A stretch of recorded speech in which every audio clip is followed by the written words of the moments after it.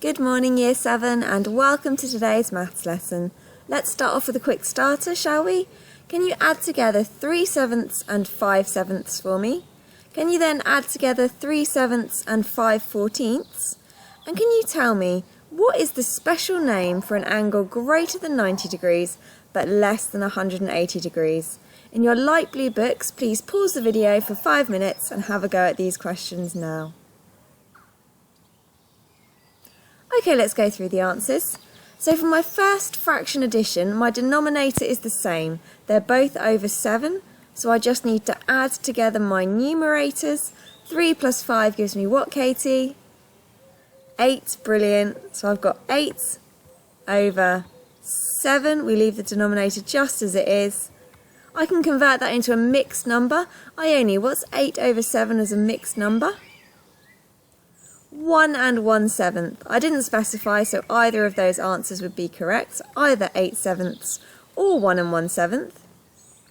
For question number 2, the denominators are different this time. So KJ, what do I need to do if the denominators are different? Exactly, I need to convert one of the fractions to make sure my denominators are the same. I'm going to leave 5 over 14 as 5 over 14. However, I'm going to convert 3/7 to something over 14. Now I know that 7 times 2 gives me 14. Whatever I do on the bottom, I need to do the same to the top. So Angel, what's 3 times 2? 6, lovely. They're now both over the same denominator, so I just need to add my numerators together. Zara, what does that give me? 11 over 14, lovely. And finally, I was looking for the name given to an angle greater than 90 but less than 180. Dan, do you know what that might be called? Exactly, it's an obtuse angle. Well done if you got that correct. Okay, Year 7, this is today's lesson destination. We're going to be looking at parallel and perpendicular lines. So first up, pause the video for a couple of minutes. What can you tell me about a set of train tracks? Write down in your light blue books anything at all you can tell me about a set of train tracks. Pause the video and have a go at that now, please. Okay, things you might have said about some train tracks. They're straight. Train tracks are straight in this diagram. They never meet each other, otherwise the train would not be able to run across them. So they never meet, they stay at that distance. They're always the same distance apart. Train tracks are always the same distance apart, each side is always the same distance. If you look at the little wood slats, they're all the same length. And finally, they are parallel. That's the word I was looking for, parallel. Train tracks are parallel. Okay, Year 7, in your dark blue books, can you give me the title Parallel Lines and today's date? And underneath, can you write, they are two lines on a surface that never meet. Just like those train tracks, they never meet. They are always the what, Freya? Same distance apart. So in your dark blue books, can you write this sentence underneath the title? And then can you write this example with a tick? And this non-example with a cross, because these two lines are getting smaller and smaller. The distance between them is decreasing, so they are not parallel. Pause the video and write that in your dark blue books now. Okay, so how do we label this in maths? If I've got a set of parallel lines, we show them with a little arrow on the lines. This little arrow indicates that these lines are parallel. Please can you copy this into your dark blue books as well? However, sometimes I might have more than one set of parallel lines. And if this is the case, I need to show that by more than one set of arrows. For example, if I had these two sets of parallel lines, I could indicate that these pink ones are parallel by putting 2 arrows on each of those lines.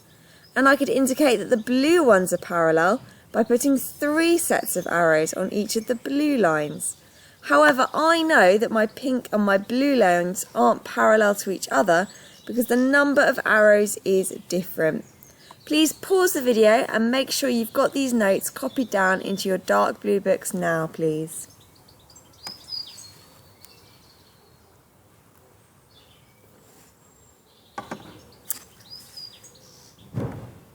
Okay, I've got two lines, I've got one arrow on each. A or B in your light blue books, does this mean the lines are the same length or does it mean they're parallel? Write down A or B now, please. Okay, we just talked about it. If there's arrows on the lines, that means the lines are parallel. They are the same distance apart and they will never meet. How about now, Year 7? What does this mean? Exactly the same. Two arrows means those two lines are parallel to each other. They are the same distance apart. They never meet. What does this mean? Write down A or B in your light blue books now, please. So this means the lines are the same length. They're not arrows, so they're not parallel, but we do know they're the same length. Okay, Year 7, please pause the video for a couple of minutes and write down everything you can tell me about this set of crossroads. Anything at all you can write in your light blue books. Pause the video for a couple of minutes and write things now. Okay, things you might have told me about these. They are perpendicular. What does perpendicular mean? They cross at right angles. These two sets of roads cross at a right angle. I've indicated the right angle by a little square. They're not parallel. They're the exact opposite of parallel. They are not the same distance apart. And again, they're straight. Just like the train tracks, they're straight. However, these are perpendicular. Okay, Year 7, in your dark blue books, can you write the title Perpendicular Lines? And underneath, can you write the sentence, this is when a line is at exactly what degrees to another line? Jasper, how many degrees are there between perpendicular lines? 90 degrees, brilliant. So we've got two lines that are at 90 degrees to each other. Underneath, can you write this example of a perpendicular line and this non-example of a perpendicular line? This angle is not 90 degrees, so those two lines are not perpendicular. Pause the video and copy out those notes now, please.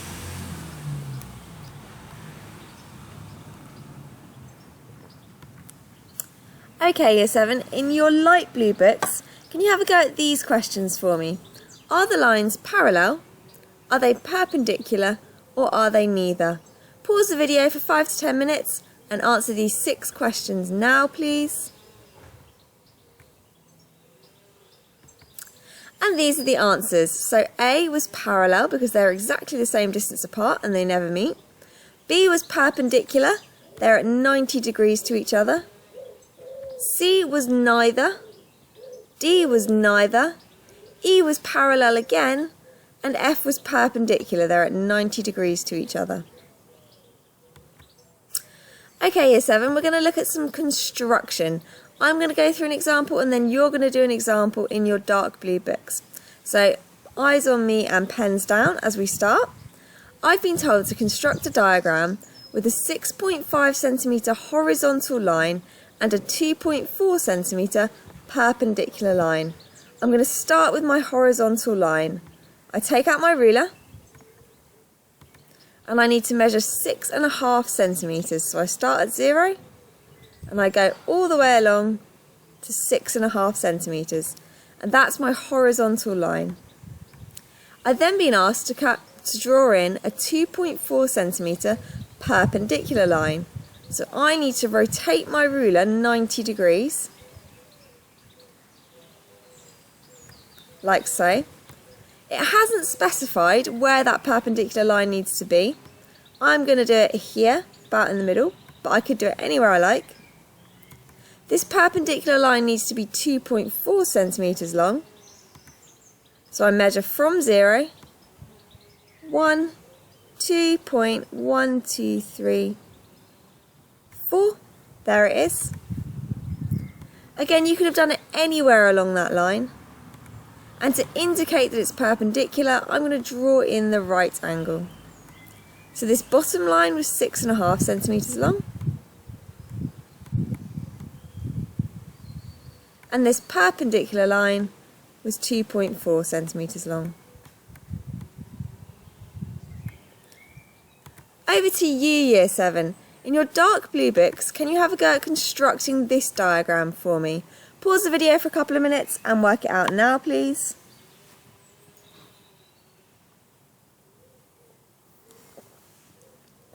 Rightio, let's go through the answer. We need to start with a horizontal line. So I take out my ruler, make sure it's horizontal. Ooh. There we go. I need to start with a 4.5 centimetre horizontal line. So starting at 0, we're measuring 4.5. Again, I didn't specify where this other line has to start, but as long as it's perpendicular, I rotate my ruler 90 degrees, like so. I'm going to go down just for a change and measure 2.2 centimetres. 2.2 looks like that. And there we have it. I've got a horizontal line which is 4.5 centimetres long,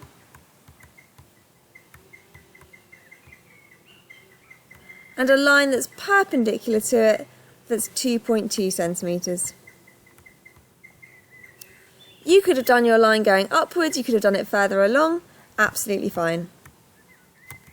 One more for you, Year 7. In your dark blue books, can you construct a diagram with a 4.5 centimetre vertical line and a 2.2 centimetre perpendicular line? Pause the video and have a go at that now, please.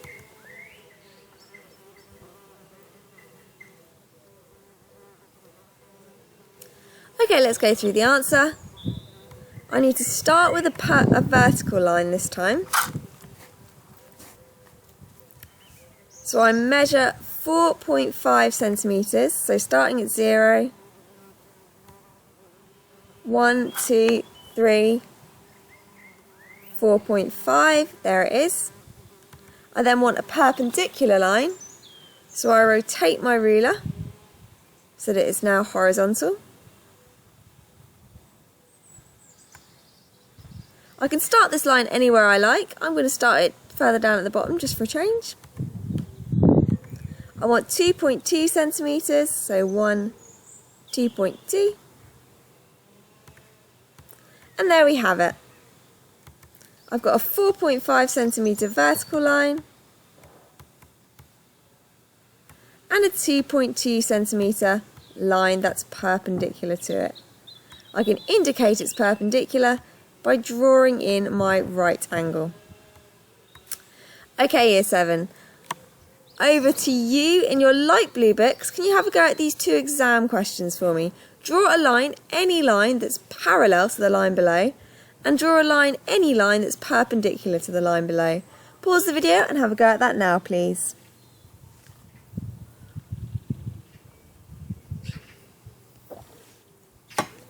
Right, let's go through the answers.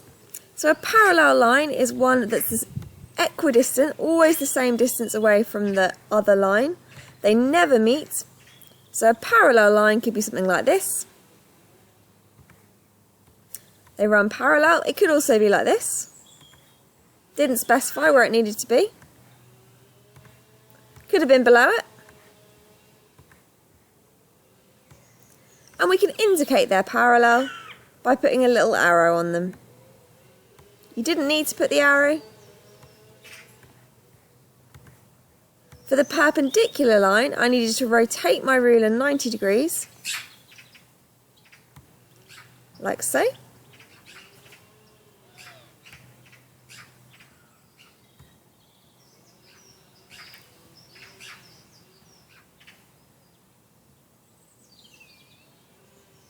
So my ruler is now vertical, and any of these lines would do. You could have drawn it here. You could have drawn it here. Ooh. And we can indicate they're perpendicular by drawing a little right angle. A right angle is how many degrees, Ione? 90 degrees, exactly. Okay, Year 7. Attached to your Google Classroom is now a set of worksheet questions. They're all exam type questions. Can you now have a go at those? I've also attached them here so you can see them. This is question 1. Question 2, etc, etc.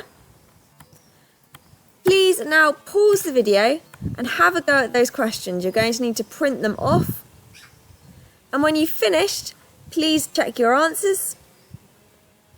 This should take you about 15-20 minutes to have a go at all of these questions. Pause the video and have a go at those now, please. And here are the answers. Please check your answers and see how you did. So this is question 1.